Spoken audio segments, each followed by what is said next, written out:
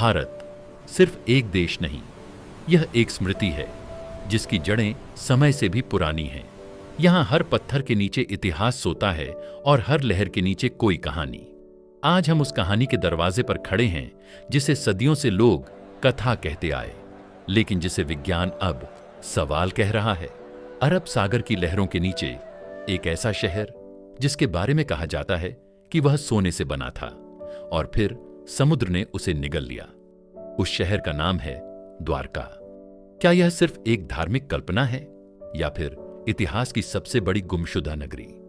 आज हम उसी रहस्य के भीतर उतरने वाले हैं। महाभारत एक ग्रंथ नहीं, भारत की आत्मा। इस ग्रंथ में पहली बार द्वारका का वर्णन मिलता है, एक ऐसी नगरी के रूप में जो पृथ्वी पर स्वर्ग थी। महाभारत कहता है द्वारका में 9 लाख घर थे, चौड़ी सड़कें थीं और हर महल संगमरमर और सोने से बना था। वहां समृद्धि थी, व्यापार था और सबसे बढ़कर श्री कृष्ण की उपस्थिति थी। द्वारका केवल एक राजधानी नहीं थी, वह धर्म, नीति और शक्ति का केंद्र थी। मथुरा, जहां कालेवन का आक्रमण हुआ। श्री कृष्ण जानते थे कि अब समय है अपने लोगों को बचाने का। उन्होंने समुद्र की ओर देखा और विश्वकर्मा को बुलाया। मुझे एक ऐसी नगरी चाहिए जिसे कोई शत्रु छू न सके, समुद्र ही उसकी रक्षा करे। और वहीं समुद्र के किनारे द्वारका का जन्म हुआ। द्वारका यह कोई साधारण शहर नहीं था, यह भारत का पहला अंतर्राष्ट्रीय बंदरगाह था। यहां से जहाज जाते थे मेसोपोटामिया, मिस्र और फारस तक। सड़कों पर व्यापारियों की आवाजें गूंजती थीं, सुगंधित मसालों की खुशबू हवा में तैरती थी। महलों की छतें सोने की तरह चमकती थीं और सूर्य की किरणें हर सुबह नगरी को आग की तरह रोशन करती थीं। द्वारका जहां धर्म और धन साथ चलते थे। पर इतिहास का नियम है, जो ऊपर उठता है वह एक दिन गिरता भी है। गांधारी का श्राप यदुवंश पर टूटा, अहंकार बढ़ा, भाई भाई के शत्रु बने और प्रभास क्षेत्र में वह हुआ जिसने एक युग को समाप्त कर दिया। द्वारका अब अपने अंत की ओर बढ़ रही थी। जब समय पूरा होता है तो देवता भी देह छोड़ते हैं। जरा का बाण कृष्ण के चरणों में लगा। उन्होंने मुस्कुराकर कहा, अब मेरा कार्य पूर्ण हुआ है। और उसी क्षण द्वारका की सांस थमने लगी। कृष्ण के महाप्रयाण के बाद प्रकृति ने अपना रूप बदल लिया। अरब सागर की लहरें अचानक उग्र हो उठीं। पहली लहर शहर की दीवारों से टकराई, दूसरी लहर महलों की छतों को तोड़ ले गई, तीसरी लहर पूरी नगरी को अपने भीतर समेट ले गई। लोग चीखते रहे, मंदिर ढहते रहे और द्वारका समुद्र की गोद में सो गई। सदियों तक यह कथा सिर्फ एक आस्था बनी रही। पर सवाल उठता है, क्या हर कथा के पीछे कोई दबा हुआ सच नहीं होता? क्या द्वारका सिर्फ पौराणिक कल्पना थी या फिर इतिहास का सबसे बड़ा रहस्य? अब कहानी विज्ञान की आंखों से देखी जाएगी।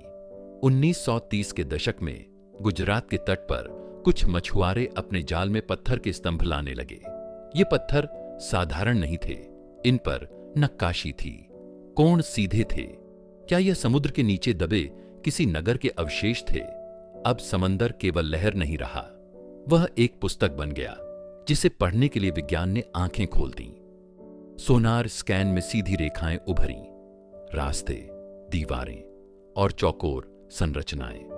प्राकृतिक नहीं, मानव निर्मित। समुद्र से मिले विशाल पत्थर के एंकर, इनकी कार्बन डेटिंग 3000 साल से भी पुरानी। क्या यह द्वारका के बंदरगाह के प्रमाण हैं? सीढ़ियां नीचे जाती हैं, चबूतरे, स्तंभों की छाया।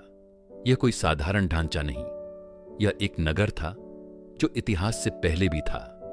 अब पूरा देश 2 हिस्सों में बंट गया। एक तरफ वैज्ञानिक जो कहते हैं ये संरचनाएं मानव निर्मित हैं, दूसरी तरफ आलोचक जो कहते हैं ये सिर्फ प्राकृतिक चट्टानें हैं। सवाल सीधा है, अगर ये प्राकृतिक हैं तो 90 डिग्री पर मुड़ती दीवारें क्यों? जापान, ब्रिटेन, अमेरिका, हर जगह से टीम आई। सबने एक ही बात कही, यह स्थान असाधारण है। क्या दुनिया भारत के इस रहस्य को मानने के लिए तैयार है? आज भी लाखों लोग द्वारकाधीश के चरणों में शीश झुकाते हैं। शहर भले ही डूब गया हो, पर आस्था कभी नहीं डूबी। दुनिया में कई शहर समुद्र ने निगले हैं, एटलांटिस, पावेलोपेत्री, योनागुनी, तो फिर द्वारका क्यों नहीं? क्या समुद्र इतिहास का सबसे बड़ा संग्रहालय है? AI मैपिंग ROV कैमरे, डीप सी ड्रोन।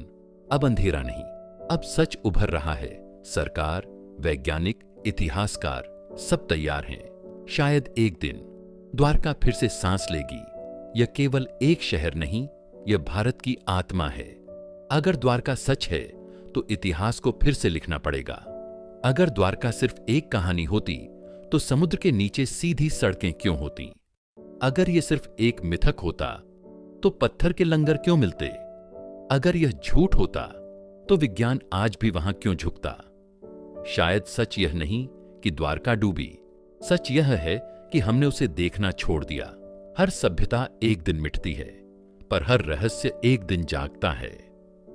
और जब द्वारका जागेगी तो इतिहास सो नहीं पाएगा। धन्यवाद।